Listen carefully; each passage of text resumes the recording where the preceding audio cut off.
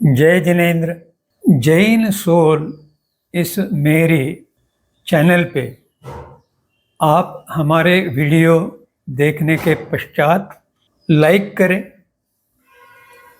Subscribe करें और notification bell icon दबाएं, जिससे आपको हमारे वीडियो की सूचना सबसे पहले प्राप्त होगी। और आप हमें हमारे वीडियो के नीचे दिए गए पेज पर भी फॉलो कर सकते हैं। जय जिनेन्द्र। मंगल पथ के 5वें जो अधिकारी है उन्हें साधु या साध्वी भगवंत ऐसा नाम दिया गया है। आज हम इन्हीं साधु साध्वी के संबंध में और उनके 27 गुणों के संबंध में विवेचन करेंगे। तीर्थ की रचना इस प्रकार बनाई गई है और उसमें ज्ञान देने की व्यवस्था इस प्रकार की गई है कि उसे दर्शन की निरंतरता, एक तीर्थंकर के शासन में यह दर्शन अखंड चलता रहे, इस प्रकार की व्यवस्था का आधार है सर्वोच्च साधु आचार्य, उनके पश्चात के साधु उपाध्याय, जिनके क्रमशः 88 और 52 गुणों का हमने इसके पहले विचार किया। और उपाध्याय के पश्चात साधु साध्वी जो है उनके 27 गुण होते हैं। इन साधु साध्वियों का दायित्व किस प्रकार है? मुख्यतः इनको सेवा करना यह कार्य दिया गया है। जब उपाध्याय और आचार्य की उपलब्धि नहीं है तो उस समय वे श्रावक श्राविका को व्याख्यान प्रवचन भी देते हैं और श्रावक श्राविका से संपर्क रखते हुए वे श्रृंखला की एक ऐसी कड़ी बनती है जो श्रावक श्राविका को प्रेरणा देकर धर्म में आगे बढ़ाते हैं। इसी के साथ साधु साध्वियों को अपने आगमों का और गहराई से अध्ययन भी करना पड़ता है, जिसमें उन्हें उनके गुरु या तो उपाध्याय या आचार्य मार्गदर्शन करते हैं। इस उनकी भूमिका का परिणाम ऐसा है कि वे श्रावक और श्राविका के लिए प्रेरणा स्थान बनते हैं, जिससे श्रावक श्राविका आत्मोत्थान का प्रयास कर सकते हैं। जब वे मोक्ष मार्ग का अध्ययन करते हैं और जानने लगते हैं तो वे तप साधना में भी श्रावक श्राविका को मदद करते हैं, सहायता करते हैं और उनकी उपस्थिति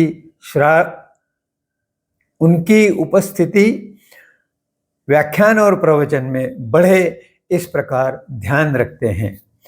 इस कारण वे धर्म प्रभावना का एक श्रेष्ठ कार्य करते हैं।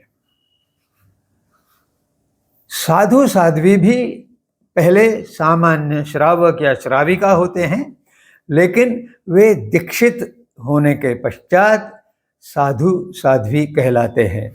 यह उनके दीक्षा जीवन का प्रारंभिक काल होता है। उन्हें भिक्षुक कहा जाता है क्योंकि जैन धर्मों के या जहाँ प्रासूक आहार मिले ऐसे घरों से आहार ग्रहण करके वे पूरे उनके जो समूह है साधु साध्वी का एक साथ उस ग्राम में या शहर में रहा हुआ जो गुट है उसके लिए वे पूरा आहार और पानी लाते हैं, मांग कर लाते हैं, इसलिए उन्हें भिक्षुक कहा गया है। वे आध्यात्मिक अभ्यास भी करते हैं, नया आगम ज्ञान भी प्राप्त करते हैं और तपश्चर्या भी बड़ी गहराई से करने लगते हैं या बार बार करते हैं, और इस प्रकार उनके मन में विराग की भावना उत्पन्न होने लगती है, इसलिए उन्हें वैरागी भी कहा जाता है। और जब वे संघ के लोग और आचार्य उपाध्याय इनके बीच एक संबंध जोड़ने का प्रयास करते हैं, उन्हें प्रेरणा देकर उनके सामने लाने का प्रयास करते हैं, व्याख्यान प्रवचन में उपस्थिति में वृद्धि करते हैं, तो वे सेतु का काम करते हैं। ऐसे साधु साध्वी 27 गुणों से संपन्न होते हैं। क्या है वे 27 गुण? तो सर्वप्रथम उन्होंने 5 महाव्रत जो धारण किए हैं, उसमें जो कुछ त्रुटियां हैं वे धीरे धीरे अभ्यास द्वारा घटाते जाते हैं, क्योंकि वे सामान्य श्रावक श्राविका के जीवन से दीक्षित जीवन में प्रवेश करते हैं, इसलिए उनके आचरण में कुछ त्रुटियां होना संभव होता है, और इसीलिए वे महाव्रत का आचरण निर्दोष हो, इसके लिए बहुत बड़ा प्रयास करते हैं। इसके पश्चात 5 इंद्रियों का संवर। गृहस्थ जीवन बिताते हुए इन श्रावक श्राविकाओं का भौतिक विषयों में कुछ रुचि लेना स्वाभाविक है, और ये मुख्यतः इंद्रियों के कारण है।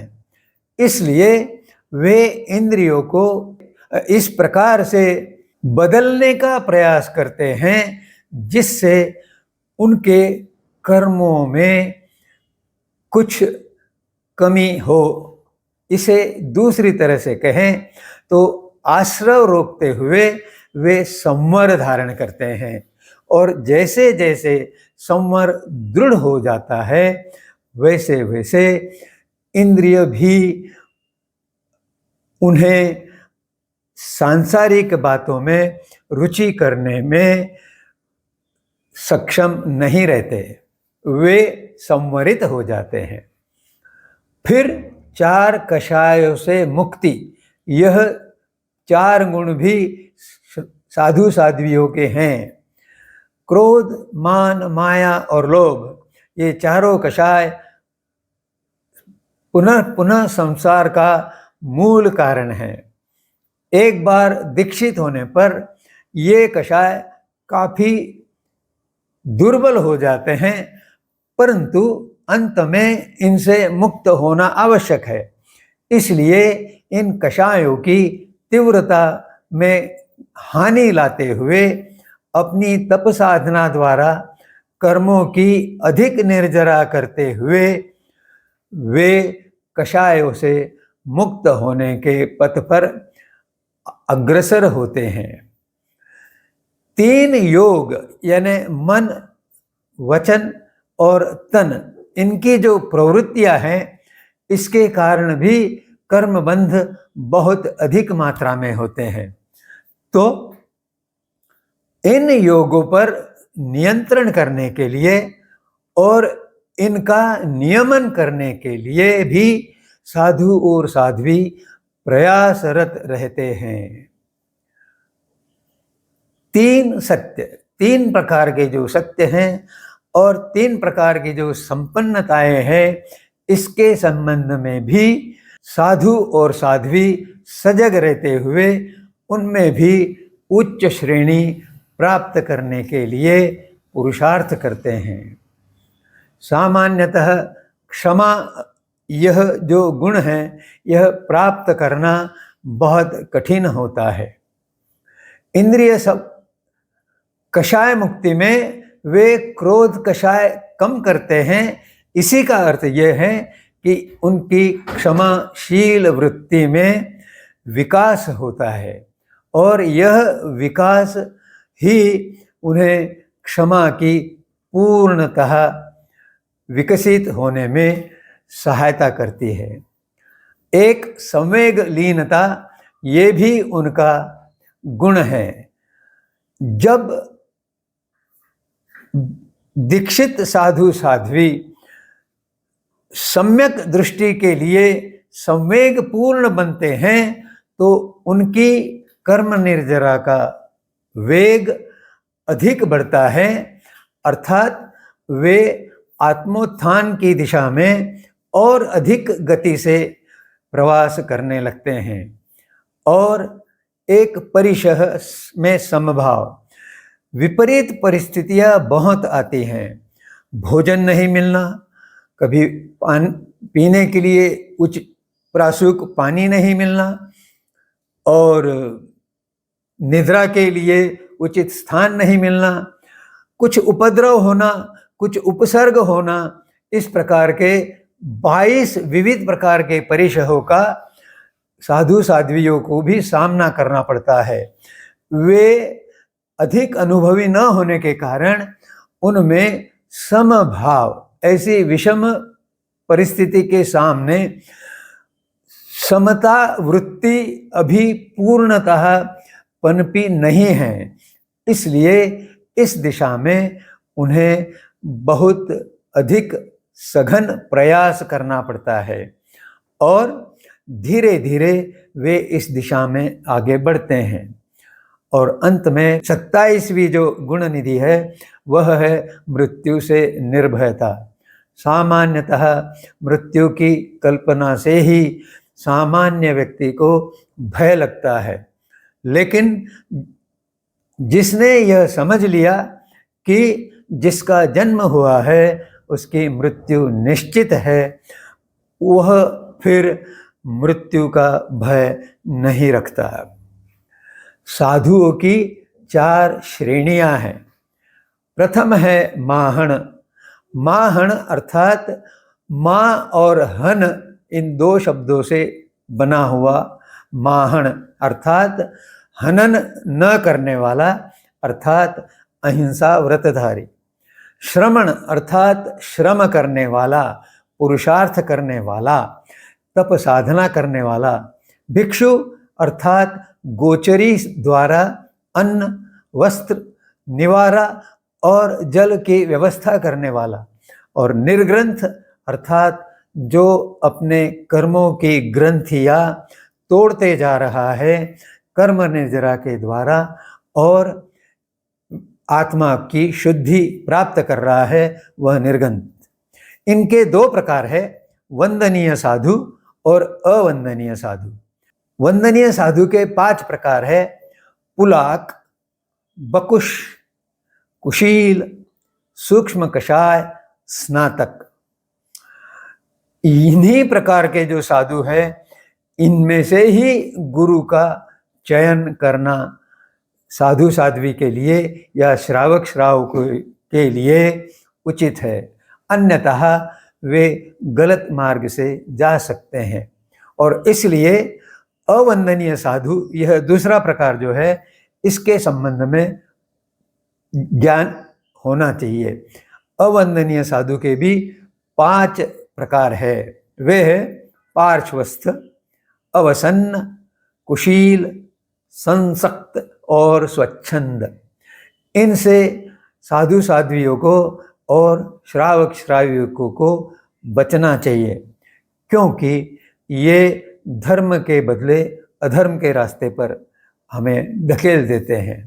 और अंत में समाज की जागृति करते हुए और अम्मा पियरों की भूमिका निभाते हुए साधु साध्वी भी अपनी भूमिका व्यक्त कर सकते हैं।